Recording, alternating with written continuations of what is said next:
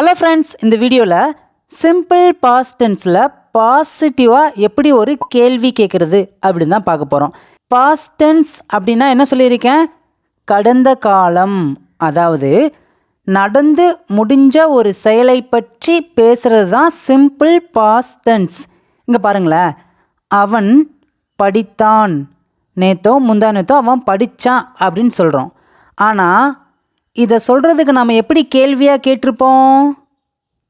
அவன் படித்தானா? அவன் படித்தான் அப்படிங்கிற வாக்கியத்தை நாம் எந்த கேள்வி கேட்டு சொல்ல வச்சுருப்போம் அப்படின்னா, அவன் படித்தானா கேள்வியாக கேட்குறோம். பார்த்தீங்களா? இந்த மாதிரி பாஸ்டில் நாம் எப்படி ஒரு பாசிட்டிவான ஒரு கேள்வி கேட்குறது அப்படின்னு தான் பார்க்க போகிறோங்க. இன்னொரு எக்ஸாம்பிள் பாருங்களேன்.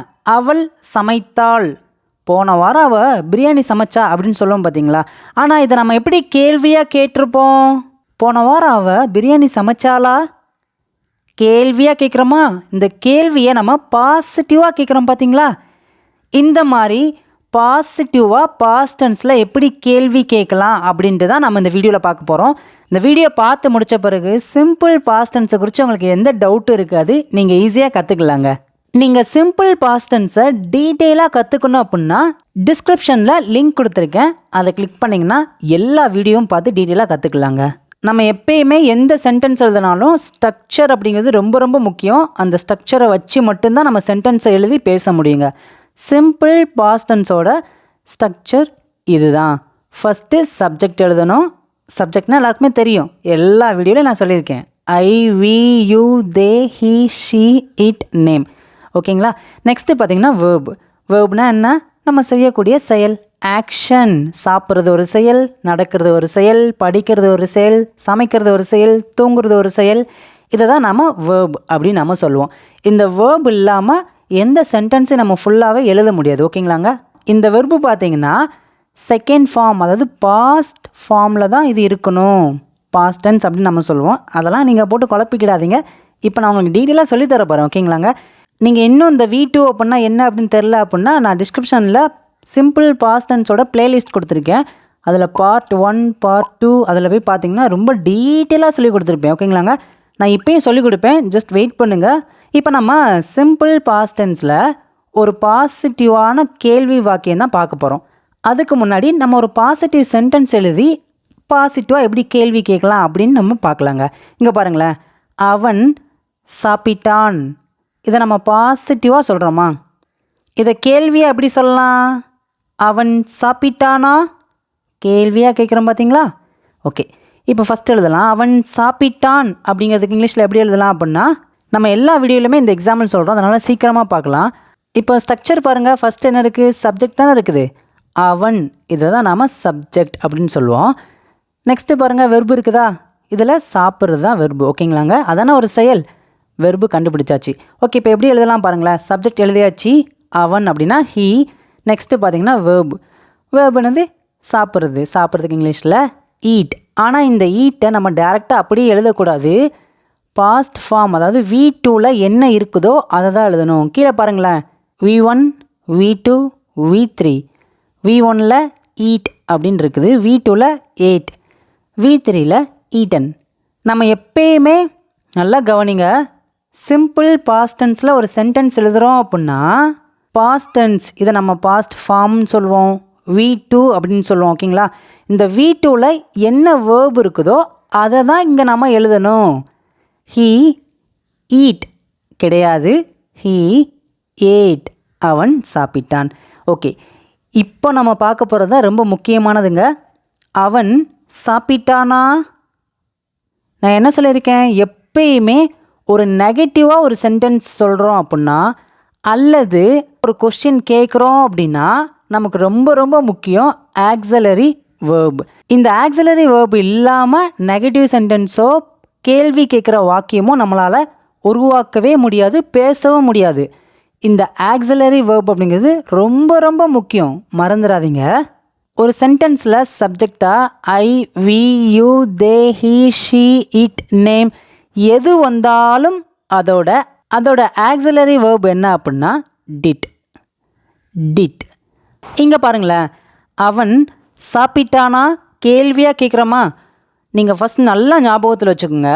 நம்ம ஒரு கேள்வியாக ஒரு சென்டென்ஸ் கேட்குறோம் அப்படின்னா ஃபஸ்ட் நம்ம என்ன பண்ணணும் அப்படின்னா இந்த சென்டென்ஸில் வேர்ப் என்ன இருக்குது அப்படின்னு கண்டுபிடிக்கணும். இதில் வேர்ப் என்னது? ஏட். இப்போ நம்ம என்ன பண்ண போகிறோம் அப்படின்னா இந்த ஏட்டை இந்த ஆக்ஸிலரி வேர்ப் இருக்குது பார்த்தீங்களா, இதை வச்சு பிரிக்க போகிறோம். ரொம்ப கஷ்டம்லாம் கிடையாதுங்க. சின்ன குழந்தைங்க கூட இதை பிரிச்சுருவாங்க. இங்கே பாருங்களேன், ஏட் எழுதியாச்சு. இதை எப்படி பிரிக்கலாம் அப்படின்னா இதோட ஆக்ஸிலரி வேர்ப் என்னது? டிட். Did plus eat. புரியுதாங்க? ஏட் இதை பிரித்தா டிட் ப்ளஸ் ஈட். இப்போ பாருங்களேன், ஒரு சின்ன எக்ஸாம்பிள் சொல்கிறேன். விளையாடினான், பிளேட், PLAYED, பிளேட். இதுதான் அதோட V2 பாஸ்ட் ஃபார்ம். ஓகேங்களாங்க? இதை பிரித்தா எப்படி பிரிக்கலாம்? Did plus play. Did plus play. அந்த ப்ளே அப்படிங்கிறது ப்ரெசன்ட் ஃபார்ம். நார்மலாக நம்ம ப்ளே சொல்லுவோம் பார்த்தீங்களா, விளையாடுறதுக்கு. அந்த இது அர்த்தத்துக்கு இது வந்துடும். ஓகேங்களாங்க? நீங்கள் இந்த மாதிரி பாஸ்ட் டென்ஸோட சிம்பிளான சென்டென்சஸை நிறைய எழுதி இந்த மாதிரி வேர்பை பிரித்து பார்த்துட்டிங்க அப்படின்னா உங்களுக்கு ஈஸியாக புரிஞ்சிருங்க. இப்போ தான் நீங்கள் நல்லா கவனமாக கவனிக்கணும். ஒரு கேள்வியாக கேட்கக்கூடிய சென்டென்ஸை நம்ம உருவாக்குறோம், பேசுகிறோம் அப்படின்னா டேரெக்டாக சப்ஜெக்டை எழுதிடவே கூடாது. என்ன பண்ணணும் அப்படின்னா இந்த வேர்பை நம்ம பிரிச்சுருக்கோம் பார்த்தீங்களா, ஆக்ஸிலரி வேர்பை வச்சு டிட் ப்ளஸ் ஈட். இந்த டிட் இருக்குது பார்த்தீங்களா, இதுதான் ஆக்ஸிலரி வேர்புன்னு சொல்லுவோம். இந்த டிட்டை அப்படியே முன்னாடி கொண்டு வந்து போட்டுருணும். டிட் போட்டாச்சு. இப்போ மேலே பாருங்கள், இப்போ ஸ்ட்ரக்சர் பாருங்கள். சப்ஜெக்ட் தானே இருக்குது. சப்ஜெக்ட்னா என்னது? ஹீ. ஹீ. ஓகேங்களா? நெக்ஸ்ட் என்ன இருக்குது பாருங்கள்? வேர்ப். இந்த வேர்பை ஆக்ஸிலரி வேர்பை வச்சு பிரிச்சுருக்கோம் பார்த்தீங்களா? இங்கே பாருங்கள், பிரிச்சுருக்கோம் பார்த்தீங்களா? ஈட். இந்த ஈட் தான் நம்ம இங்கே எழுதணும். ஏட் எழுதக்கூடாது. ஏட்டை தான் நம்ம டிட் ப்ளஸ் ஈட் அப்படின்னு பிரித்தாச்சு. ஓகேங்களா? புரியுதாங்க? இப்போ இந்த சென்டென்ஸை வாசிங்க. Did he eat. Did he eat? அவன் சாப்பிட்டானா? இன்னொரு எக்ஸாம்பிள் சொல்கிறேன், உங்களுக்கு ஈஸியாக புரியும். அவள் சாப்பிட்டாளா? எப்படி கேட்கலாம்? சொல்லுங்கள், எப்படி கேட்கலாம்? சிம்பிள் தாங்க. Did she eat? மகா சாப்பிட்டானா? இதை எப்படி சொல்லலாங்க? நீங்கள் தான் இப்போவே உங்களுடைய ஆன்சரை கமெண்ட்டில் சொல்லிவிட்டு அப்படியே வாங்க. இப்போ நெக்ஸ்ட்டு ஒரு எக்ஸாம்பிள் பார்க்கலாம். ரொம்ப ஈஸியாக புரியுங்க. இது வரைக்கும் உங்களுக்கு புரிஞ்சிருக்கு அப்படின்னா மறக்காமல் எல்லாருமே வீடியோவுக்கு லைக் பண்ணிட்டு பாருங்கள். உங்கள் ஃப்ரெண்ட்ஸுங்க யாராவது இப்போ தான் இங்கிலீஷ் கற்றுக்கிருக்காங்க அப்படின்னா இந்த வீடியோ உங்களுக்கு ஃபஸ்ட்டு ஷேர் பண்ணிக்கோங்க. உங்களுடைய கருத்துக்கள், இந்த வீடியோ பற்றியான கருத்துக்கள் ஏதாவது இருந்துச்சுன்னா அதையும் இப்போவே கமெண்ட்டில் சொல்லிவிட்டு வீடியோ பாருங்கள். அவன் வந்தான். இதை நம்ம எப்படி கேள்வியாக கேட்கலாம்? பாஸ்ட் டென்ஸில் அவன் வந்தானா? முந்தானத்தை அவன் வரேன்னு சொன்னான், அவன் வந்தானா?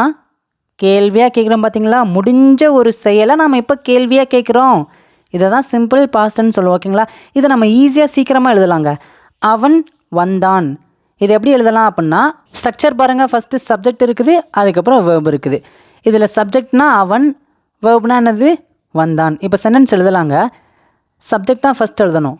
அவன் ஹீ எழுதியாச்சு. நெக்ஸ்ட்டு வர்றதுக்கு என்ன இங்கிலீஷில்? கம். ஆனால் இந்த கம்மை அப்படியே இங்கே எழுதிடக்கூடாது. என்ன சொல்லியிருக்கேன்? இது வந்து சிம்பிள் பாஸ்ட் டென்ஸ். முடிஞ்ச ஒரு செயலை பற்றி தான் நம்ம பேசுகிறோம். அப்போனா V2ல் என்ன இருக்குதோ அந்த வேர்பு தான் இங்கே நாம் எழுதணும். கீழே பாருங்களேன், V1ல் கம் இருக்குது, V2ல் கேம், V3ல் கம். சில பேர் இப்படி நினைக்கிறாங்க, V1லேயும் கம் தான் இருக்குது, V3லேயும் கம் தான் இருக்குது அப்படின்னு நினைக்கிறீங்க. ஆனால் சில வேர்ப் பார்த்திங்கன்னா இந்த மாதிரி சிமிலராக சேமாக வரும். அதெல்லாம் நீங்கள் எதுவும் நினச்சிக்கிட வேணாம், சிம்பிளாக கற்றுக்கலாங்க. இப்போ நம்ம பார்க்க போகிறது என்ன அப்படின்னா சிம்பிள் பாஸ்ட் டென்ஸ் தான். நமக்கு தேவை V2 தான் நம்ம பார்க்குறோம். ஓகேங்களாங்க? இந்த V2ல் என்ன இருக்குது? கேம். அப்போ இந்த கேமை தான் நம்ம இங்கே எழுதணும். He came. He came. அவன் வந்தான். அவ்வளோதாங்க. இப்போ அதை எப்படி கொஸ்டினாக கேட்கலாம்? அவன் வந்தானா எழுதலாமா? என் கூட சேர்ந்து நீங்களும் நான் சொல்ல நீங்களும் சொல்லிகிட்டே வாங்க. பாருங்களேன், சப்ஜெக்ட்னா என்னென்னு தெரியும், வேர்ப்னா என்னென்னு தெரியும். இப்போ நம்ம என்ன பண்ணணும்? ஒரு கேள்வி கேட்குற வாக்கியத்துக்கு நம்ம சென்டென்ஸ் எழுதணும்னா ஃபஸ்ட் என்ன பண்ணணும்? கரெக்டுங்க, சூப்பராக சொல்லிட்டீங்க. வேர்பை ஆக்ஸிலரி வேர்பை வச்சு நம்ம பிரிக்கணும். இதோட வேர்ப் என்னது? என்ன இருக்குது? கேம். கேம் எழுதியாச்சு. இதை எப்படி பிரிக்கலாம் அப்படின்னா இதோட ஆக்சிலரி வேர்ப் என்னது? டிட். எப்படி பிரிக்கலான்னா did plus come, did plus come, அவ்வளோதான். இப்போ நம்ம என்ன பண்ணணும்? இந்த டிட்டை நம்ம அப்படியே முன்னாடி தூக்கி போட்டுறணும். டிட், அதுக்கப்புறம் என்ன இருக்குது? Subject verb. சப்ஜெக்ட்னா என்னது? ஹீ. வேர்ப்னா என்னது? Come. Did he come? Did he come? அவன் வந்தானா? அவ்வளோதாங்க. இப்போ பாருங்களேன், அவர்கள் வந்தார்களா? எப்படி கேட்கலாம்? Did they come? ராணி வந்தாளா? Did Rani come? ராஜா வந்தானா? எப்படி கேட்கலாம்? சொல்லுங்கள், எப்படி கேட்கலாம் இங்கிலீஷில்? இதுக்கான ஆன்சரை நீங்கள் இப்போவே காமெண்ட்டில் சொல்லிவிட்டு அப்படியே நெக்ஸ்ட்டு பாருங்கள். அடுத்து நம்ம ஒரு எக்ஸாம்பிள் பார்க்குறோம், ரொம்ப ஈஸியாக உங்களுக்கு புரியுங்க. அவள் சமைத்தாள். இதில் சப்ஜெக்ட்னா என்ன, வேர்ப்னா என்ன நமக்கு தெரியும். அவள் தான் சப்ஜெக்ட், சமைக்கிறது தான் வேர்ப். ஓகேங்களாங்க? இப்போ பாருங்களேன், அவள் அப்படின்னா ஷீ எழுதியாச்சு. சமைத்தாள், சமைக்கிறதுக்கு இங்கிலீஷில் குக். ஆனால் இந்த குக்கை நம்ம அப்படியே எழுதக்கூடாது. இதோட பாஸ்ட் ஃபார்ம் என்ன அப்படின்னா கீழே பாருங்கள், குக்டு. இந்த குக்டு தான் நம்ம இங்கே எழுதணும். ஷீ குக்டு, அவள் சமைத்தாள். இதை நம்ம எப்படி கேள்வியாக கேட்டிருக்கோம்? அவள் சமைத்தாளா? எப்படி எழுதலாம்? என்ன பண்ணணும்னு சொல்லியிருக்கேன்? ஒரு நெகட்டிவ் சென்டென்ஸ் எழுதுறதுக்கும் ஒரு கேள்வி கேட்குற வாக்கியத்துக்கும் மறந்துடவே கூடாது. ஃபஸ்ட்டு எடுத்த உடனே அதோட வேர்பை ஆக்சிலரி வேர்பை வச்சு நம்ம பிரிச்சிடணும். வேர்ப் என்னது? குக்டு எழுதியாச்சு. இதோட ஆக்சிலரி வேர்ப் என்னது?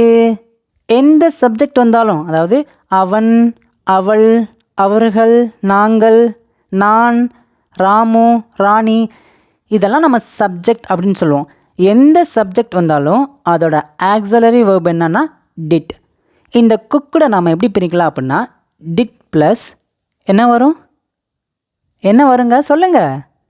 கரெக்டுங்க, குக். Did plus cook.